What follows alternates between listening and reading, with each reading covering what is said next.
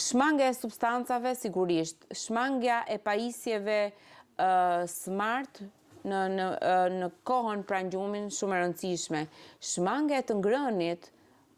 sigurisht që është shumë e rëndësishme në orët apo në kohën pranë gjumit. Pra trupi duhet në një farë mënyrë të ketë le të themi sistemi tretës duhet jetë i qetë në momentin kur ne bijem apo kur ne tentojmë të flem, sepse është parë që nëse sistemi tretës është në punë, është aktiv, gjumi ka prirjen për të qenë jo i rehatshëm dhe sigurisht do rezultoj jo efektiv për procesin e tij kryesor. Gjithashtu edhe prania e stresit është një faktor që është shumë i rëndësishëm. Sigurisht që ne nuk e shmangim stresin me një sust apo me një klik dhe themi tash unë do fle edhe stresi qëndroj atje. Por sigurisht që ka disa mekanizma që ne të përpiqemi që të krijojmë një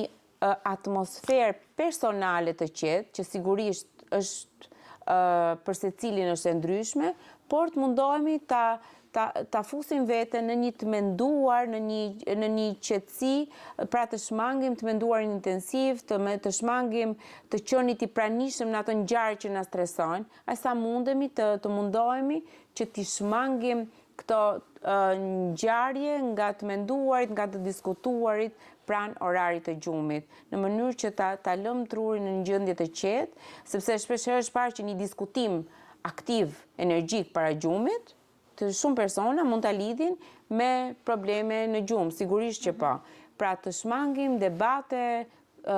diskutime, apo qoftë edhe aq sa është e mundur, e theksoj, aq sa është e mundur të menduarin për atë situata të cilat secili prej nesh e di që na shkaktojnë stres edhe në një farë mënyrë janë pjesë e jetës tonë. Thjesht mundohemi që truri të ketë një farë mënyrë një përgatitje për këtë proces që është po aq i rëndësishëm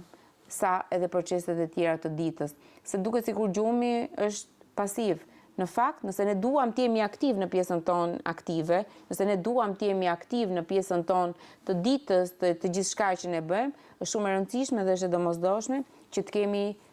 këtë pjesën pasive, këtë gjumin ta kemi sa më cilësor.